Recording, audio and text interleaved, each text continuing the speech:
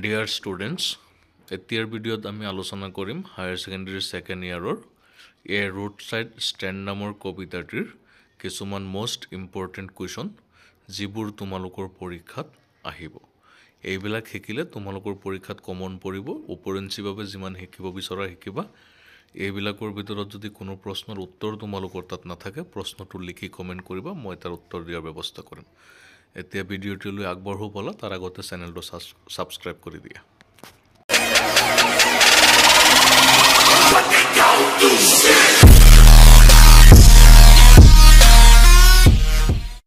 Short type কুৱেশ্যনত 1 নম্বৰ দিছে চোৱা।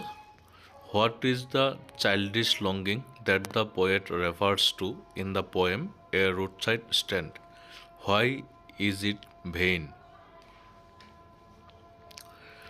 Question number 3. Which things irritate the passerby who stopped at the roadside stand? Question number 4.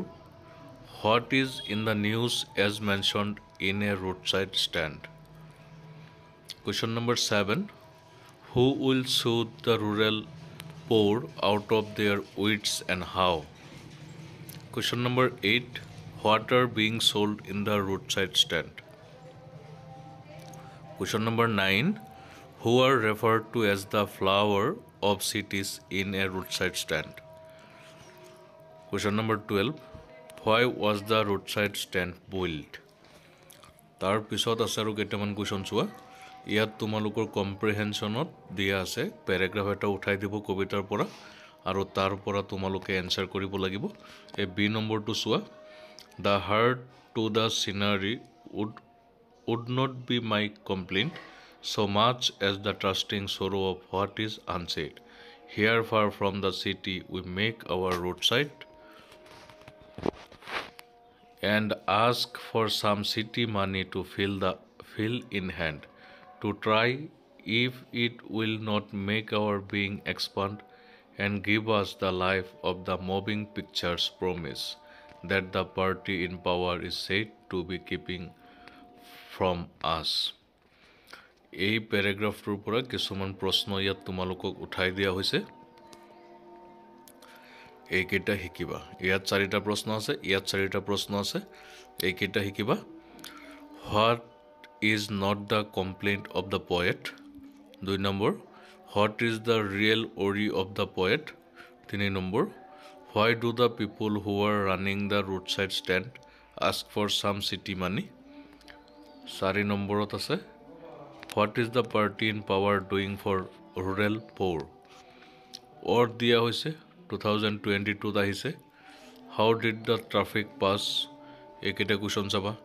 তাৰপিছত C নম্বৰত আৰু এটা পেৰাগ্ৰাফ উঠাই দিয়া হৈছে। এই পেৰাগ্ৰাফটো তোমালোকে চাব লাগিব।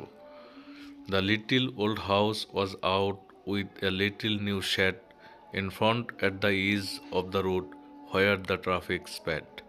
A roadside stand that too pathetically pled, it would not be fair to say for a dole of bread.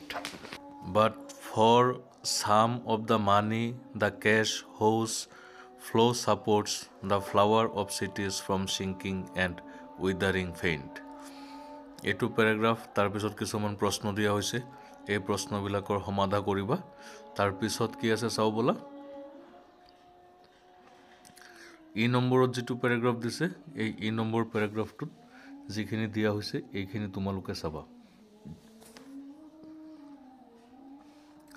Additional কিছুমান কুৱেশ্যন বাছি দিয়া হৈছে চোৱা। 2 number.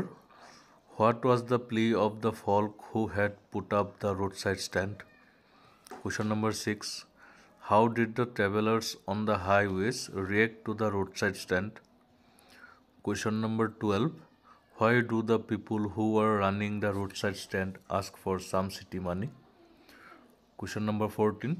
Who will exploit the rural poor and how? তাৰ পিছত আছে Question number 17. What will be a great relief to the poet? How can the problems of the rural poor be solved? Question number 4. Why has the requisite life of spirit never been found? এইখিনি question তোমালোকে চাবা। ইয়াৰ ওপৰিঞ্চিভাৱে আৰু এটা paragraph ইয়াত তোমালোকক দিয়া হৈছে। এই 2 নম্বৰত যিটো পেৰাগ্ৰাফ দিয়া হৈছে এই পেৰাগ্ৰাফটো তোমালোকে ভালকৈ চাব লাগিব ইয়াৰ পৰা পৰীক্ষাত তোমালোকৰ কমন থাকিব এইটো কবিতাৰ পৰা এইখিনি তোমালোকে শিকিবা ওপৰেঞ্চিভাৱে যদি শিকিব বিচৰা শিকিবা কোনো সমস্যা নাই তেতিয়াহ'লে ভাল নম্বৰ পাব পাৰিবা আকৌ কৈছোঁ যদি তোমালোকৰ তাত কোনো প্ৰশ্নৰ উত্তৰ নাথাকে তেতিয়াহ'লে তোমালোকে কমেণ্ট কৰিবা প্ৰশ্নটো লিখি আৰু এই যে 4 নম্বৰত দিছে এইফালে while greedy good doers beneficent beasts of prey swarm over their lives enforcing benefits that are calculated to shoot them out of their wits ইয়াত যিকেইটা প্ৰশ্ন দিছে এইকেইটা প্ৰশ্ন তোমালোকে অলপ ভালকৈ চাবা তেতিয়াহ'লে তোমাৰ পৰীক্ষাত কমন থাকিব ভাল হ'ব তোমালোকৰ পৰীক্ষা ভালকৈ পঢ়া কাইলৈ আৰু এটা চেপ্টাৰৰ পৰা বাছি দিম তোমালোকে ভালকৈ পঢ়ি শিকি ল'বা ধন্যবাদ থাকিল